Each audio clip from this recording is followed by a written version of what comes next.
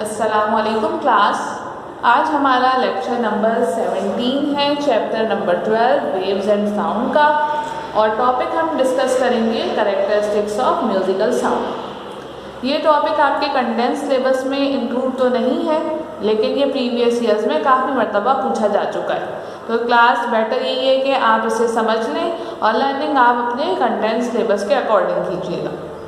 Characteristics of musical sound समझने से पहले हम ये देखेंगे कि म्यूज़िकल साउंड हम कहते किसे हैं। देखिए, आपने पियानो, फ्लूट या किसी और म्यूज़िकल इंस्ट्रूमेंट की आवाज़ सुनी होगी, या फिर आपने परिंदों के चहचहाने की आवाज़ सुनी होगी। ये तमाम आवाज़ें, ये तमाम साउंड्स आपके एयर पे प्लेजेंट इफेक्ट क्रिएट करती हैं, यानी आपको सुनने में अच्छी लगती हैं। और अगर इनसे कंपेयर किया जाए जनरेटर की साउंड, या जो रोड रोलर्स होते हैं उनकी साउंड, या फिर ड्रिल मशीन की साउंड, ये तमाम साउंड्स आपके एयर्स पे अनप्लेजेंट इफेक्ट क्रिएट करती हैं, यानी आपको सुनने में नागवार लगती हैं। इस तरह की तमाम साउंड्स को हम नॉइस कहते हैं। ऐसी साउंड्स जो आपके एयर पे प्लेजेंट इफेक्ट क्रिएट करें वो म्यूजिकल साउंड है, और जो अनप्लेजेंट इफेक्ट क्रिएट करे वो क्या है, नॉइस है। देखिए, होता क्या है, म्यूजिकल साउंड में एम्पलीट्यूड और फ्रीक्वेंसी के चेंज में रेगुलरिटी होती है। फॉर एग्जाम्पल, ये फिगर आप देख रहे हैं, इसमें एक साउंड वेव बन रही है। ये साउंड वेव में एक ही पैटर्न रिपीट हो रहा है। देखिए, ये एम्पलीट्यूड है इसका, फिर उसके बाद एक स्मॉल हम्प बन रहा है, फिर ये वेव नीचे की तरफ जा रही है, फिर ये डाउनवर्ड सरफेस को टच कर रही है, फिर दोबारा से यही पैटर्न रिपीट हो रहा है, फिर अगेन यही पैटर्न रिपीट हो रहा है। तो ये आपके पास म्यूजिकल साउंड है। जबकि अगर आप इस फिगर में देखिए तो यहाँ पे कोई पैटर्न नहीं है। कभी बहुत ज़्यादा हाई साउंड है, कभी बहुत ज़्यादा लो हो रही है, फिर अगेन इतना ही हाई हो रही है, इस तरह, यानी इसमें कोई पैटर्न रिपीट नहीं हो रहा। म्यूजिकल साउंड में रेगुलरिटी होती है एम्पलीट्यूड और फ्रीक्वेंसी के चेंज में, जबकि नॉइस में कोई रेगुलर पैटर्न नहीं होता। इसी वजह से ये साउंड आपको सुनने में अनप्लेजेंट लगती है। अब क्लास हम डिस्कस करेंगे कैरेक्टरिस्टिक्स म्यूजिकल साउंड की। देखिए क्लास, म्यूजिकल साउंड की 3 कैरेक्टरिस्टिक्स होती हैं: लाउडनेस, पिच, क्वालिटी और टिम्बर। अब हम तीनों कैरेक्टरिस्टिक्स को डिटेल में डिस्कस करेंगे। फर्स्ट कैरेक्टरिस्टिक्स है म्यूजिकल साउंड की लाउडनेस। लाउडनेस क्लास नाम से समझ में आ रहा है, ये वो कैरेक्टरिस्टिक्स है जिसकी बेस पे आप फेंट साउंड और लाउड साउंड को डिस्टिंग्विश कर सकते हैं, यानी कोई साउंड कितना स्ट्रॉन्ग है या फिर कितना वीक है। बाज़ आवाज़ें आपको तेज सुनाई देती हैं और बाज़ साउंड आपको लो सुनाई देती हैं। जैसे म्यूजिकल इंस्ट्रूमेंट में ड्रम की साउंड स्ट्रॉन्ग होती है, जबकि वायलिन की साउंड वीक होती है। देखिए, लाउडनेस खुद सर्टेन फैक्टर्स पे डिपेंड करती है। फर्स्ट फैक्टर जिस पे लाउडनेस डिपेंड करती है वो है इंटेंसिटी ऑफ साउंड। अब इंटेंसिटी हम किसको कहते हैं? Intensity of sound can be defined as energy carried by sound waves through a unit area placed perpendicular to the direction of propagation of waves for 1 second is called intensity। यानी class, अगर आपके पास कोई source of sound है और उससे sound waves generate हो रही हैं, इन साउंड वेव्स ने एनर्जी को कैरी किया हुआ है, और अगर आप इसके सामने कोई यूनिट एरिया प्लेस करें, यूनिट एरिया मीन्स वो एरिया जो कि 1 मीटर स्क्वायर है, उससे जितनी एनर्जी पास होगी 1 सेकंड में वो उस साउंड की इंटेंसिटी होगी। जितना ज़्यादा साउंड वेव्स में एनर्जी होगी उसकी इंटेंसिटी उतनी ही ज़्यादा होगी, और फिर वो उतना ही आपको लाउड सुनाई देगा। और अगर साउंड में एनर्जी कम होगी तो मीन्स उसकी इंटेंसिटी कम है और वो आपको फेंट या फिर वीक सुनाई देगा। जैसे अगर आप किसी पेशेंट के पास जाते हैं तो आवाज़ से ही आपको पता चल जाता है कि बहुत वीक साउंड है, यानी उस साउंड में एनर्जी कम है। सेकंड फैक्टर जिस पे लाउडनेस डिपेंड करती है वो है एरिया। देखिए हम पढ़ चुके हैं कि साउंड वेव्स प्रोड्यूस होती हैं वाइब्रेटिंग बॉडी से, यानी कि साउंड के लिए आपको वाइब्रेशन चाहिए होती है। वाइब्रेटिंग बॉडी का एरिया जितना ज़्यादा होगा आपको साउंड उतनी ही लाउड सुनाई देगी। जैसे आपके पास ये ड्रम है और ये इसकी अपर सरफेस है, इसका एरिया ज़्यादा होगा तो उसकी साउंड स्ट्रॉन्ग होगी, और अगर जिसका एरिया कम होगा उसकी साउंड वीक होगी। Larger the area of vibrating body the louder sound will be produced.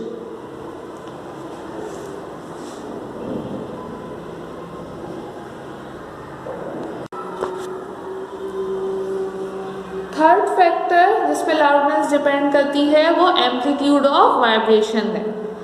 देखिए आपके घरों में कोई कुकिंग यूटेंसिल है, जैसे सपोज आपने कोई प्लेट गिराई, अब वो वाइब्रेट कर रही है, उससे साउंड प्रोड्यूस हो रहा है।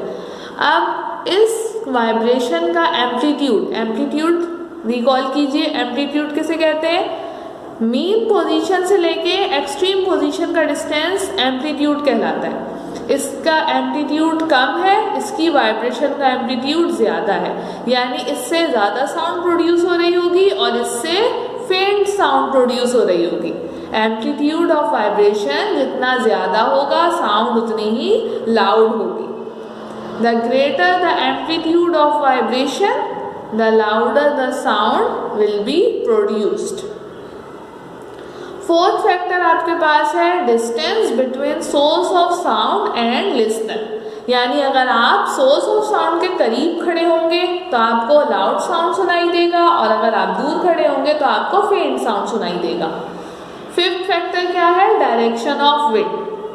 अगर साउंड वेव्स और विंड की डायरेक्शन एक ही होती है तो आपको लाउड साउंड सुनाई देती है, अगर उनकी डायरेक्शन अपोजिट या फिर चेंज होगी तो फिर आपको साउंड भी फेंट सुनाई देगी। इसकी एग्जाम्पल आप ये ले लीजिए कि आपके घर के करीब कोई मस्जिद है, कभी उसकी अजान की आवाज़ आपको तेज़ आती है और कभी उसकी आवाज़ आहिस्ता हो जाती है। उसकी वजह क्या होती है कि विंड की डायरेक्शन चेंज हो जाती है। जब विंड की डायरेक्शन और साउंड की डायरेक्शन सेम होगी तो आपको उसकी साउंड तेज सुनाई देगी या फिर उसकी साउंड लाउड सुनाई देगी। ये 5 फैक्टर्स हैं जिन पे लाउडनेस डिपेंड करती है। अब हम सेकंड कैरेक्टरिस्टिक्स की तरफ मूव करेंगे, यानी pitch of the sound. Second characteristics हमारे पास म्यूजिकल साउंड की है पिच। पिच से हम ये डिस्टिंग्विश कर सकते हैं कि साउंड फ्लैट है या फिर श्रिल है। देखिए श्रिल मीन्स बारीक आवाज़ और फ्लैट मीन्स भारी आवाज़। अब यहाँ एग्जाम्पल देखिए, cry of a baby, baby के रोने की आवाज़ कैसी होती है? श्रिल होती है, बारीक होती है। इसी तरह sound of cats and mice, cats और माउस की आवाज़ कैसी होती है बेटा? श्रिल होती है। वॉइस ऑफ विमेन या साउंड ऑफ एम्बुलेंस, ये तमाम किसकी एग्जाम्पल है? श्रिल साउंड की एग्जाम्पल है। तमाम वॉइस आपको बारीक लगती हैं सुनने में।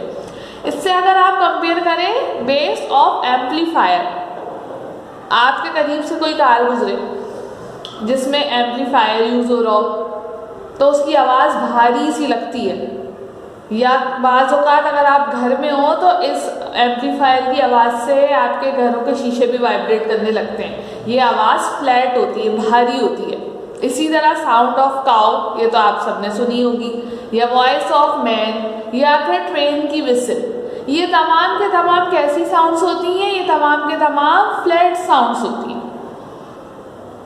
जो साउंड फ्लैट होती है उनकी पिच कम होती है और जो साउंड श्रिल होती है उनकी पिच ज़्यादा होती है। और पिच किस फैक्टर पर डिपेंड करती है? पिच डिपेंड करती है साउंड वेव्स की फ्रीक्वेंसी पर। अब देखिए क्लास, ये 2 साउंड वेव्स बनी हुई हैं। फिगर से आप समझ सकते हैं इस साउंड वेव की फ्रीक्वेंसी ज़्यादा है और इस साउंड वेव की फ्रीक्वेंसी कम है। फ्रीक्वेंसी मीन्स साइकिल्स पर सेकंड। देखिए इसमें ज़्यादा साइकिल्स बन रहे हैं और इसमें कम साइकिल्स बन रहे हैं, यानी ये लो फ्रीक्वेंसी साउंड है और ये हाई फ्रीक्वेंसी साउंड है। अब जिस साउंड की फ्रीक्वेंसी हाई होगी इट मीन्स उसकी पिच भी हाई होगी और वो साउंड आपको श्रिल सुनाई देगा, यानी बारीक सुनाई देगा। और जिसकी पिच कम होगी, जिसकी फ्रीक्वेंसी कम होगी, उसकी पिच भी कम होगी और वो साउंड आपको कैसा सुनाई देगा, फ्लैट सुनाई देगा। अब हम डिस्कस करते हैं नेक्स्ट कैरेक्टरिस्टिक्स, क्वालिटी और टिम्बर को। थर्ड कैरेक्टरिस्टिक्स है म्यूजिकल साउंड की क्वालिटी और टिम्बर। अगर दो साउंड्स आपके पास सेम लाउडनेस और पिच की हो लेकिन इसके बावजूद आप उन दोनों को अलग अलग डिस्टिंग्विश कर सकते हैं, यानी उन दोनों की क्वालिटी डिफरेंट होती है। ये डिफरेंस क्यों आता है, ये उनके वेव फॉर्म के या वेव पैटर्न के शेप की वजह से आता है। यानी अगर आपके सामने दो पर्सन हो और दोनों सेम लाउडनेस और पिच से बात करते हो लेकिन इसके बावजूद आपको दोनों की वॉइस अलग अलग डिस्टिंग्विश हो जाती है, क्योंकि दो साउंड डिफरेंट सोर्सेज से ओरिजिनेट हो रही हैं तो उनका वेव पैटर्न डिफरेंट होगा।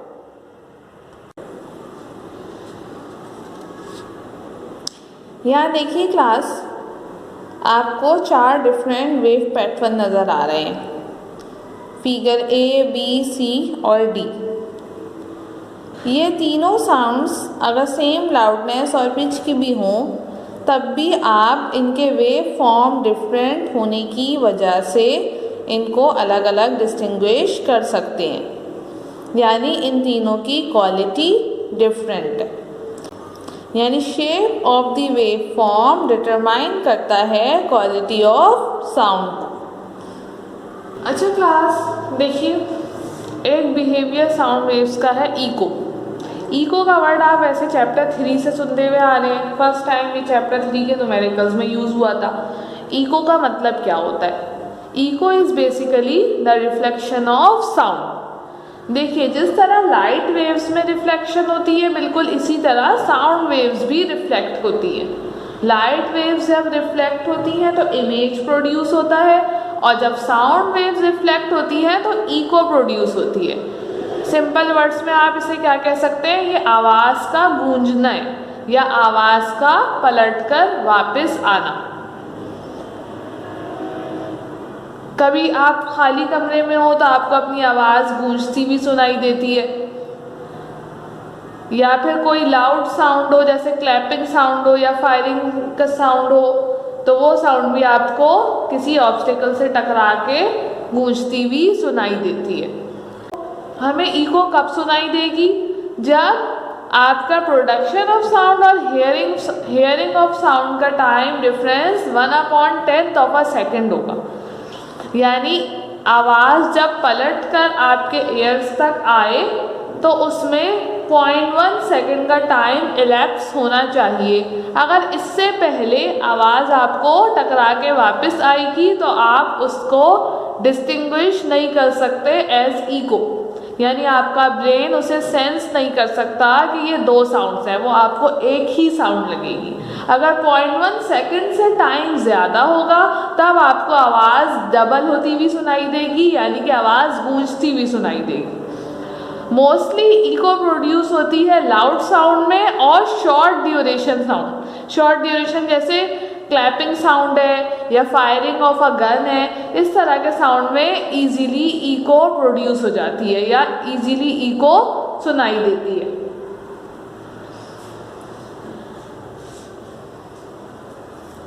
जस्ट सपोज ये आप किसी क्लिफ या किसी हिल के पास हो और अगर आप इससे थोड़ा डिस्टेंस पे क्लैप करें तो आपकी साउंड वेव्स जो हैं वो क्लिफ तक जाएंगी और फिर टकरा के आपको वापस सुनाई देगी, यानी कि इको प्रोड्यूस होगी।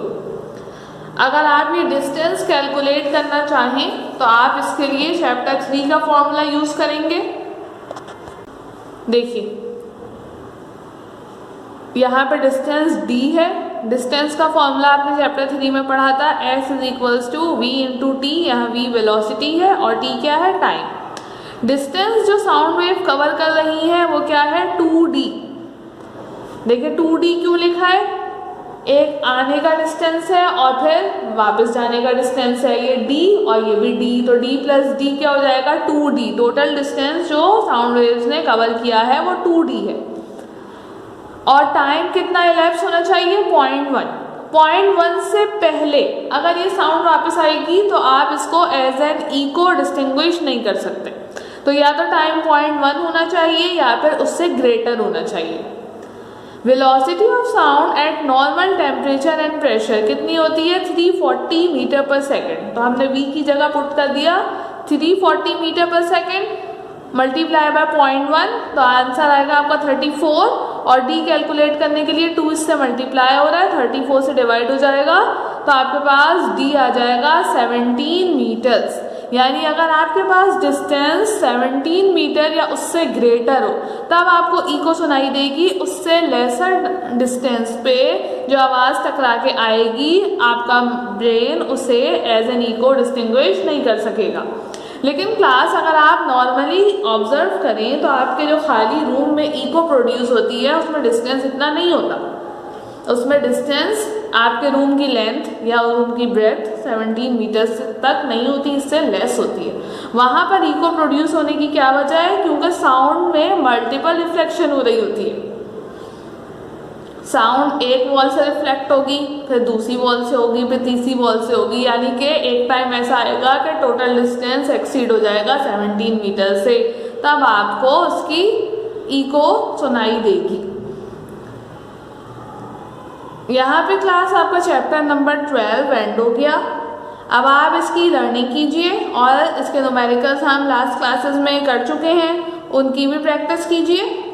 इंशाल्लाह हम इसके बाद चैप्टर नंबर 14 पे प्रोसीड करेंगे। जज़ाकल्लाह।